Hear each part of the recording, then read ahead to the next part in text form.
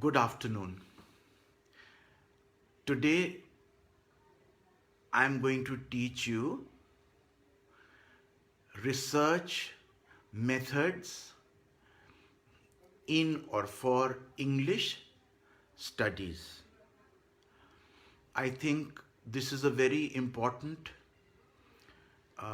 lecture for you, so please listen carefully, and it will in all probability be recorded and be available on my wall as well.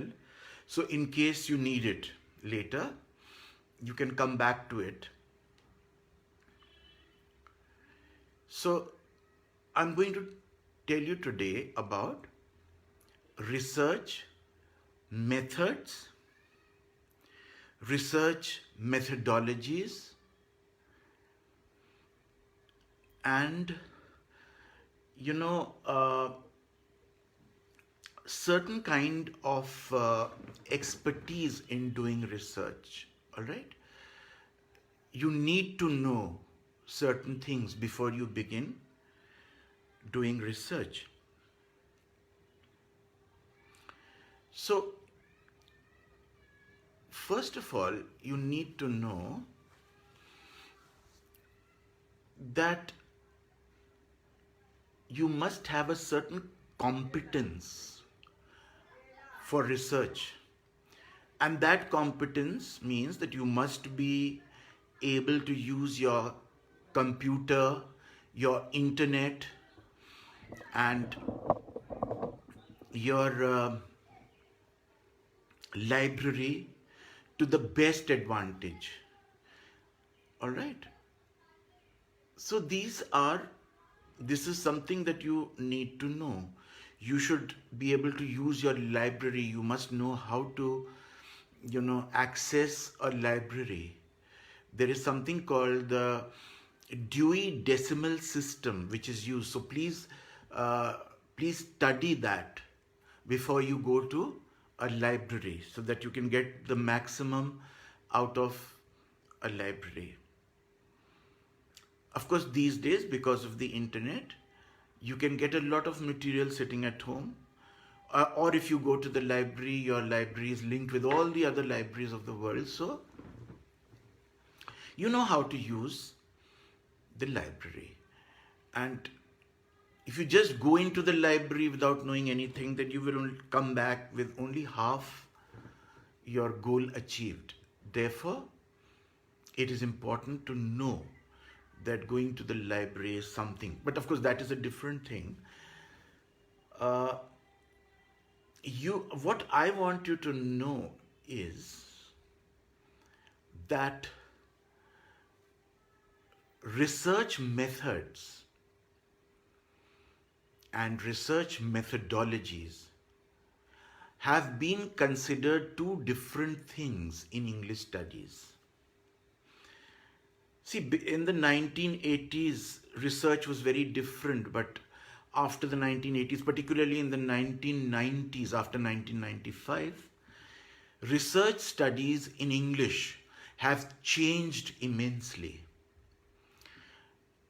Research methods have changed. And you are supposed to know a lot because of contemporary theories. We have tend to doubt whatever you are reading, whatever you are understanding, whatever you are writing, because you cannot write like a lay person in today's world. You have to know a lot of contemporary ways of approaching texts, and you have to know about how to read something correctly, or at least not read incorrectly. So, what I'm trying to tell you is that doing research requires a certain kind of systematic method. And there is something called research methods. You will use more than one research method. You will use 3 or 4 in every thesis. At least 3 or 4 research methods will be used. all right? And you will use one research methodology most probably. Few of you will use more than one, but generally only one research methodology is used. So what is a research method and what is research methodology? Research methodology is the general perspective that you use, or the general approach that you use in your thesis. That is now called research methodology.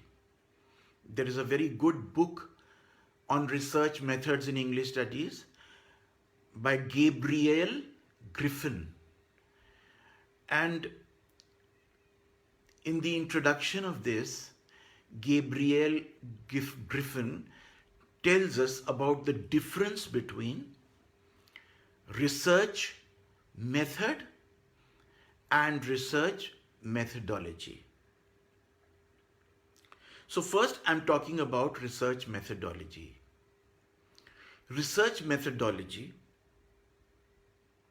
is the overarching pattern of your thesis. It is the basic approach that your thesis follows. For instance, if you say, if the title of your thesis is a psychoanalytical approach to a particular author, then your research methodology will be linked with psychoanalysis. If your topic of research is a feminist approach to a particular author, then your research methodology will be linked with feminism or feminist criticism. So that will be the overarching pattern. That will be the perspective from which you are doing your research. Everything else will be secondary.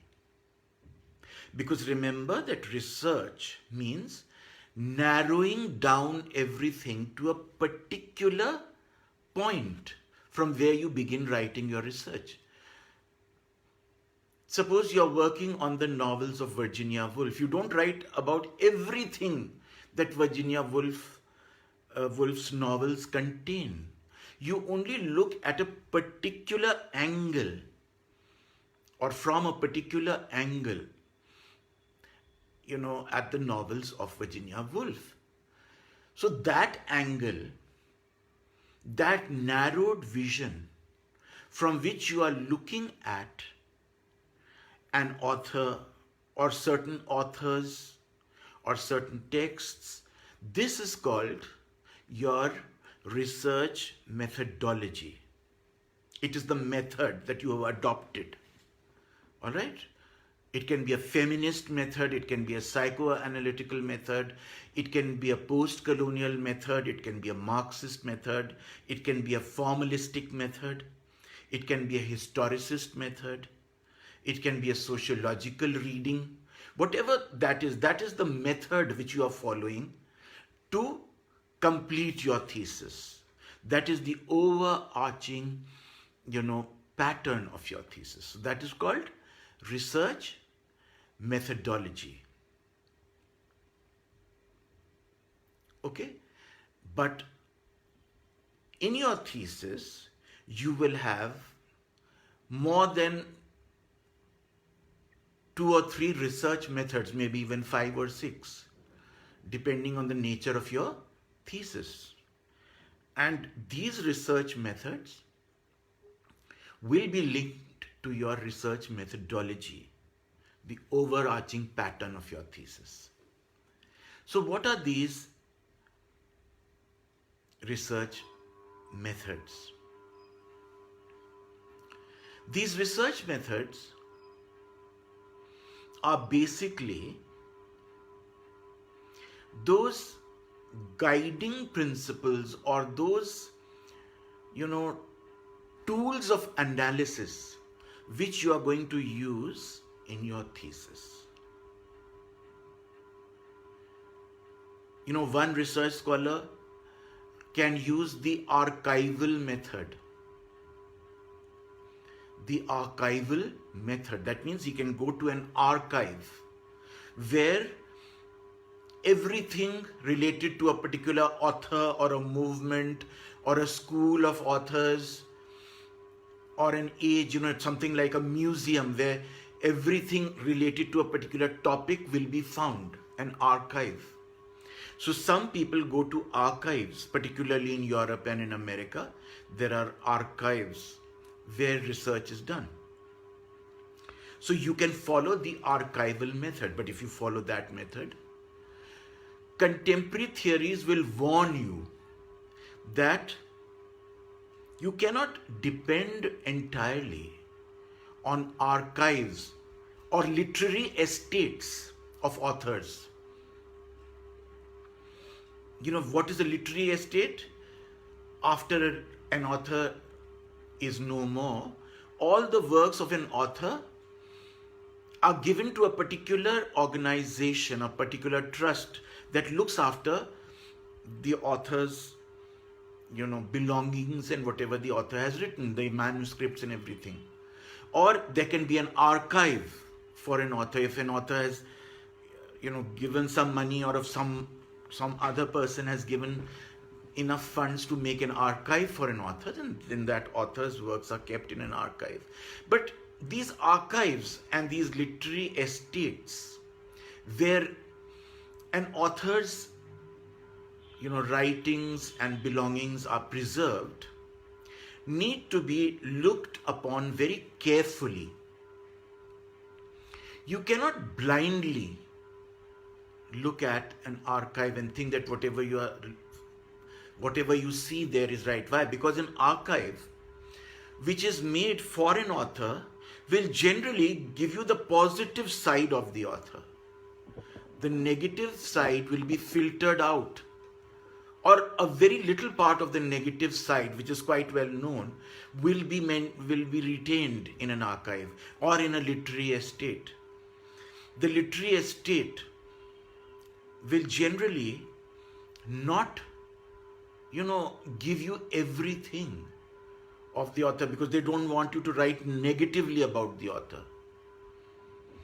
When I wrote the book called the T.S. Eliot Middleton Murray Debate, I first approached the T.S. Eliot literary estate for certain unpublished material. I wrote to them, and they wrote back to me that they will not give me the permission to use that estate because they felt that my work would be more for Middleton Murray than for T.S. Eliot. So Eliot's interests could be sacrificed. So they did not give me that permission till very long. It took me about 6 months and a visit to Mayhar to get that, permission. After that, I got the permission, and then I was able to use that material. So a literary estate generally tries to give you the positive side of the author. So when you use the archival method, then you have to be conscious that you are only getting the positive side. Your research now means using certain other research methods like the interview method, the questionnaire method. Why? Because then you have to go and interview people who have written against the author. You can send them emails or send them letters and get back answers. Or you can send them questionnaires so that you can go to the neighbors of that author if there are still some surviving neighbors. You can go to the relatives. You can go to publishers and try to get information. As a researcher, your research will be rich if you can get all this material when you are using the archival method. Because the archival method can mislead you to a certain extent. Then remember that in an archive, everything is maintained at a very low temperature so that everything remains all right. So when you go into an archive, you have to wear very warm clothes so that you don't start shivering inside. and you'll run out quickly. So take warm clothes with you when you go to an archive. Take pencil and paper with you, notebooks and pencils, because pens can start freezing at that temperature. So you should take pencils to write. These are certain precautions which you should take when you go to an archive to get out material.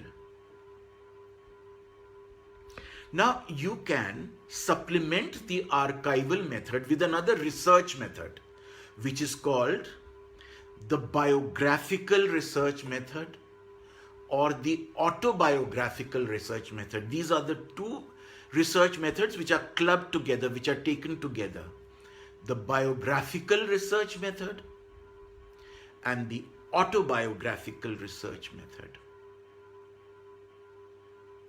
These research methods deal with the author's writing.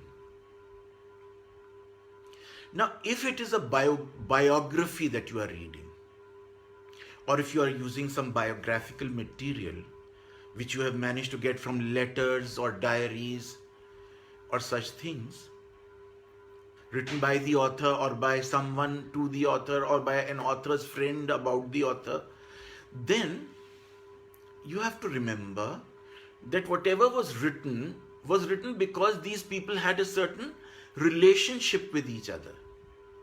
The biographer also should not be fully trusted, because a biography is selective. The biographer wants his book to sell, and so he chooses only some interesting areas and leaves out certain uninteresting ones which can be useful for your research. So remember that when you use the biographical method, you cannot forget that the biographer may be trying to make a name for himself by writing differently from other biographers who wrote before this particular biographer. He may be trying to create a good image of himself. Therefore, do not always trust everything that you find in a biography.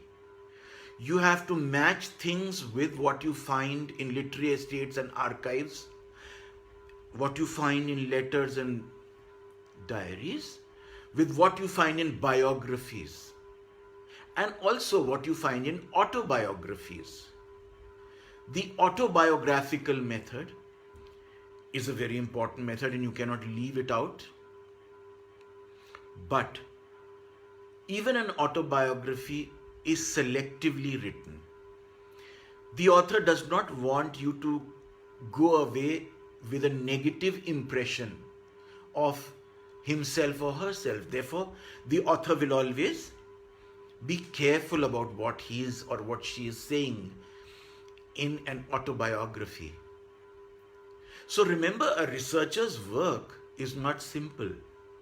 You have to come to a conclusion after trying to find out from various research sources what you are going to take as your point of truth.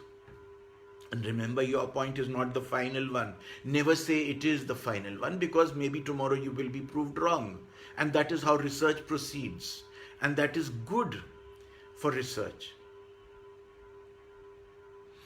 So we have now heard of 3 research methods. One is the archival method,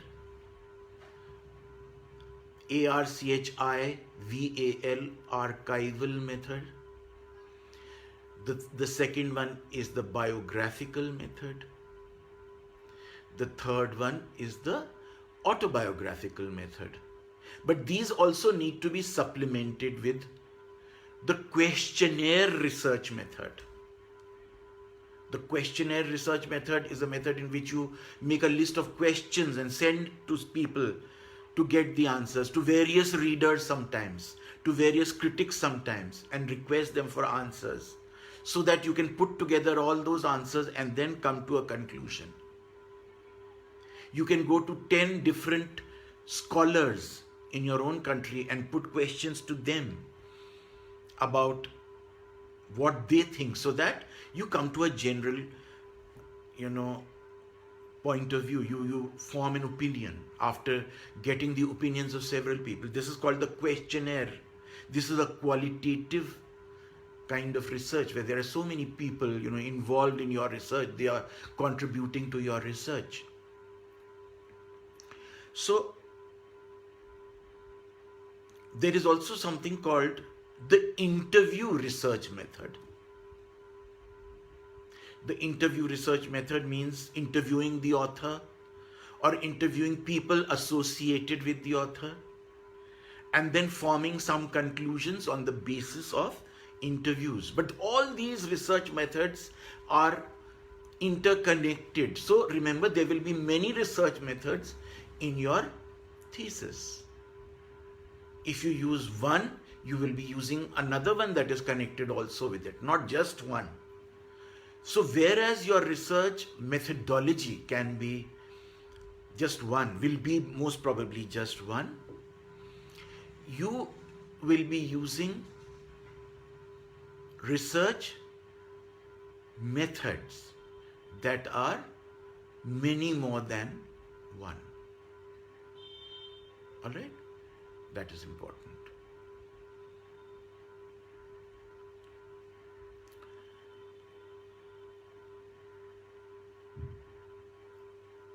After this, I'm going to come to two very significant research methods. All right? Two of the most important research methods which most of you will be using in your theses. So I'm expecting you to try to understand these. If you have not read a lot of contemporary theories, then these two research methods will be meaningless for you. You will not be able to use them. So remember, contemporary theories are very essential. You cannot do without contemporary theories. All right? You cannot do without contemporary theories. And before I start these two important research methods, I want to just tell you that in case you cannot hear me, please always indicate, write, we cannot hear you, write that message and send it to me, all right? Now don't write anything because I know you can hear me, but in case you cannot hear me, then please write, we cannot hear you, all right? Okay, thank you very much for indicating that you can hear.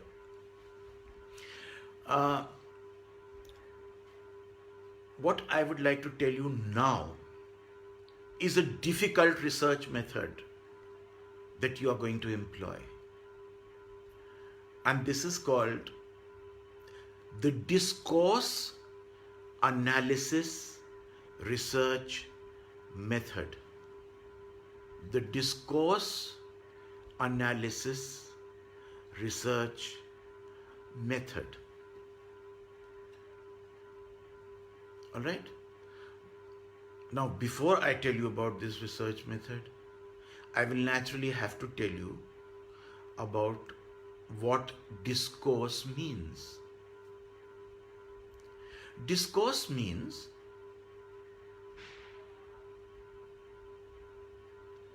that language is never simple. It is always invested. INVESTED.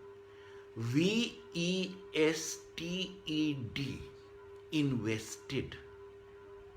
What is the meaning of language is invested? Language, when we use language, we don't use it very innocently like children use it.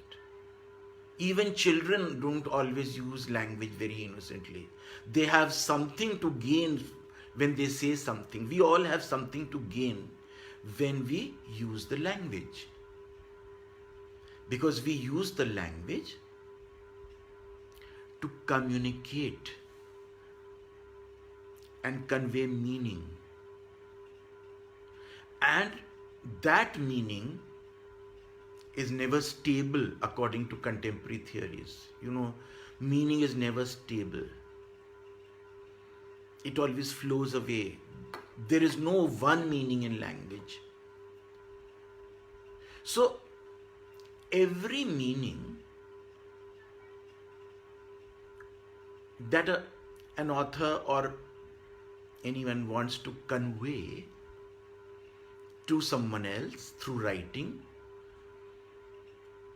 he invests language with a particular kind of discourse. When a politician writes, when a politician says, suppose that we have constructed the temple, all right? Then you know that they have not only constructed the temple because they are very religious or they are saintly people, but in this language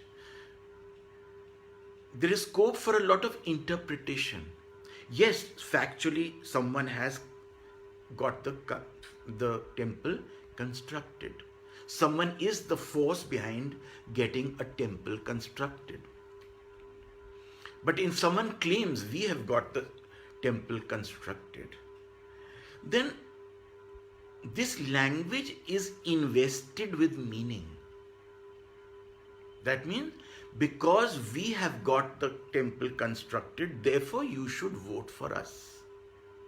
So and so have gone to the temple only to give you a wrong impression that they are also like us.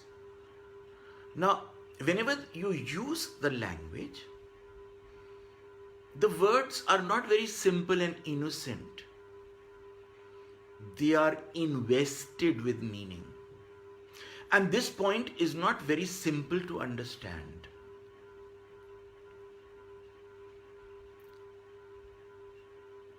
When someone says honesty is the best policy, that same person may not be honest. Most people are not 100% honest. They will be dishonest at some time or the other. But they say honesty is the best policy. They are saying it to gain something from somewhere. So their language is invested with a particular meaning. They are trying to get something out of you. Suppose that there is a criminal and the policeman tells him that, listen, if you are honest, you will gain. If you are dishonest, you will not gain. Then actually it is the policeman who may be gaining. He may be using this language only to get to the truth. Language is never used, without investment. Language is always invested. Just as money is invested in a particular scheme to earn something. If I put my money in a fixed deposit, it is not for nothing that I have put it there. I will get some interest on it and I will become richer by that. So I have invested my money in that particular fixed deposit. Similarly, when we say something, we invest our language in a certain way in order to get some benefit. The language has become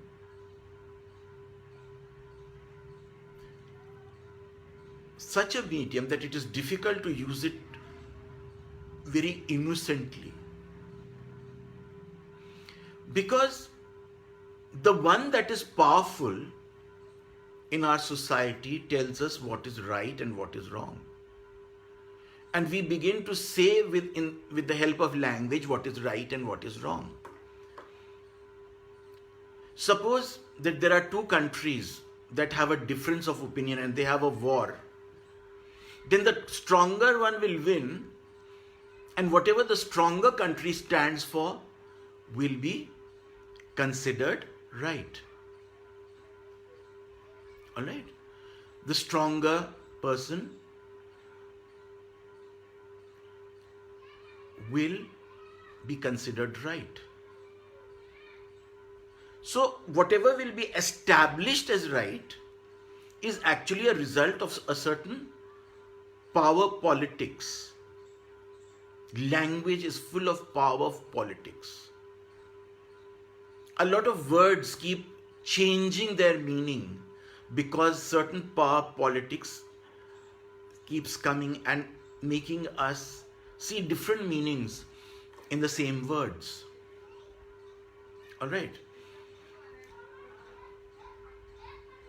So Raymond Williams has written a book, Culture and Society. Raymond Williams has written a book called Culture and Society, in which he tells us about how words have changed. There are 5 basic words that he takes up and he shows us how over the ages they have changed. Now, why am I telling you all this? Because when you are doing your research, you must remember that you are reading a text which was written at a particular time. What was the real meaning of those words, those sentences, or a group of sentences in the time when they were written? What were the cross current of ideas at that time?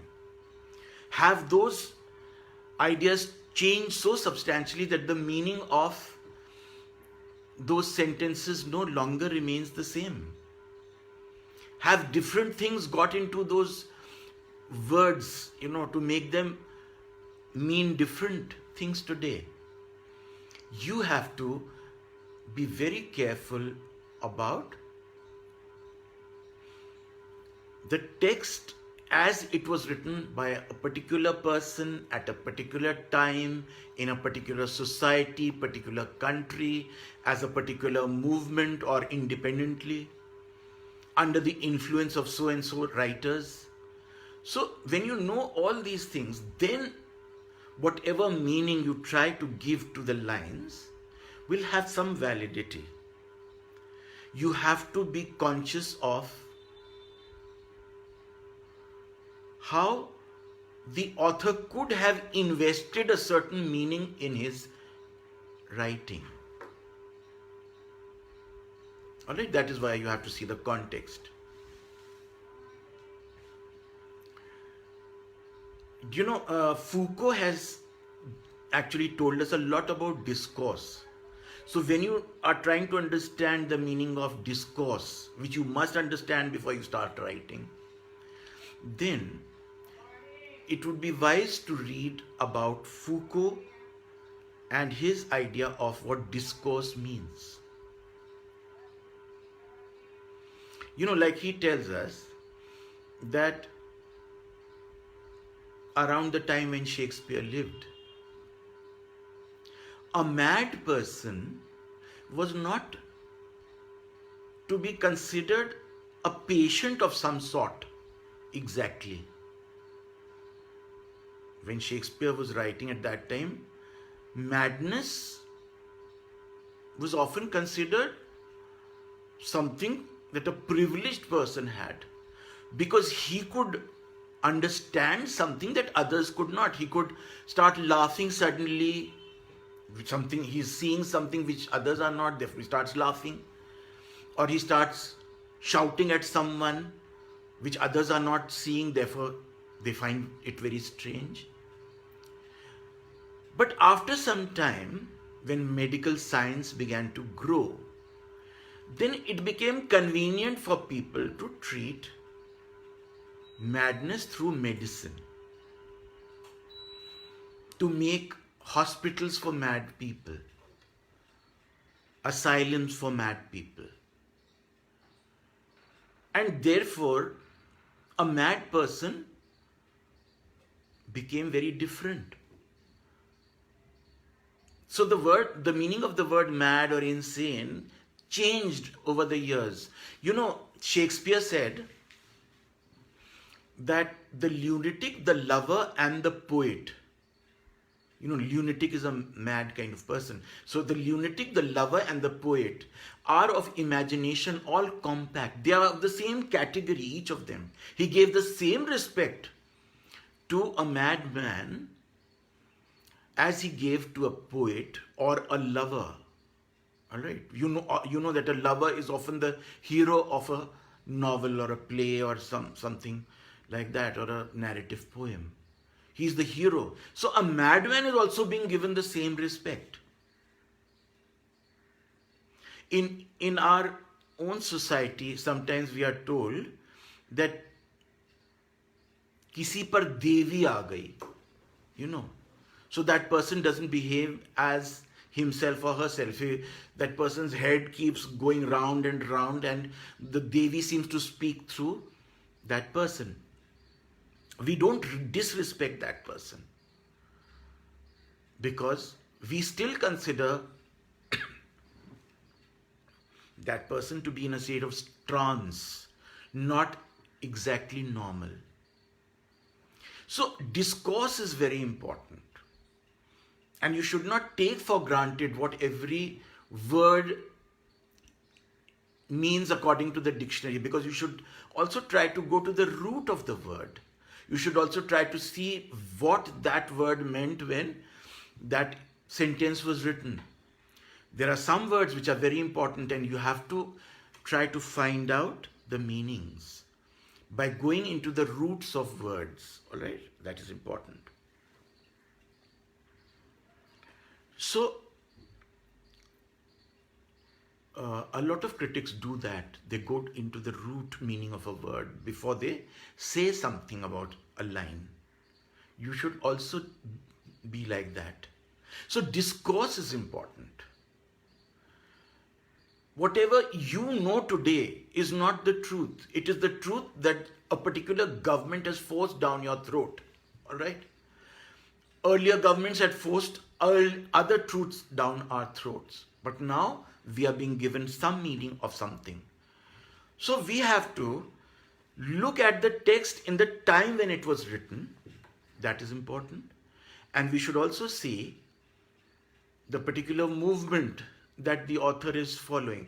Or you should say very clearly that you are not interested in that. You are only looking at the formalistic meaning of a text. If you are using structuralism, then you are ignoring time. You're only looking at the structure of the basic language which has been used, and you are saying everything according to the structure. So you must know what you are doing in your thesis. Are you looking at at your text in a formalistic manner, or are you looking at it at its content? And that is very, very important. That will decide what research method you are going to use. Now, like the discourse analysis research method, another very significant research method which you will probably be using is the textual analysis research method. That means you will be looking at a particular text, focusing on a text. But now we are not looking at the text through its form only. We are not using the formalistic method. We are not looking only at the language that has been used, but we are looking at the context in which it has been used, and we are looking at it with the help of all the contemporary theories that are there to help us to understand that text. And of course, those contemporary theories will be used which relate to your methodology. The methodology, all right, if it's a feminist response, then you will use some kind of textual analysis which relates to feminism. All right, you will use all those features that feminism promotes. Then you have to study feminism very well and see the double standards people use, or how the various, in the various waves of feminism, things were understood differently. Some feminists believe that women should have nothing to do with men at all, and something that they cannot do without men. All right? So these are different. You have to study feminism very well in order to get the points which you will use for your textual analysis. If you are doing a post-colonial response, then you have to study all the post-colonial ideas available, or choose a few post-colonial ideas and say, for my thesis, I'm only going to use these post-colonial ideas. And then use the research methods which go well with the research theories, whether it's you want to use Bhabha's theory, or you want to use Gayatri Spivak's or Edward Said's, or someone really, if you want to use all of them together, then you have to talk about that. You can think of doing a formalistic research, textual analysis. In that case, you will talk about the various formalists, like the Russian formalists or the new critics that you are using. You can specify the particular critics or the critic that you are going to use. Like I only spoke about one critic because I was doing a thesis on that particular critic. But when you are analyzing texts with the help of critics, then you have to specify the critics, and then you have to use all those concepts which that or those critics have used. All right, and that is how your context will be made for analyzing your text.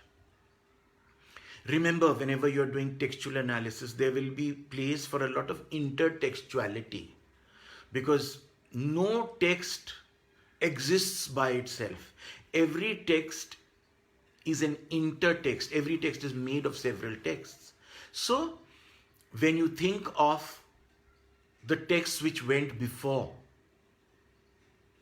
then you will be able to say something about that text. You are doing a textual analysis. Remember that whenever you write a thesis today, you should have some knowledge of deconstruction, because it helps you to analyze a particular text. You can always say that this could be the meaning, this is not the final meaning, but at that time it could have been the meaning for the author, or for some time this author could have thought this. All right, so what you have to do is to put together contemporary theories, or the contemporary theories that suit your methodology.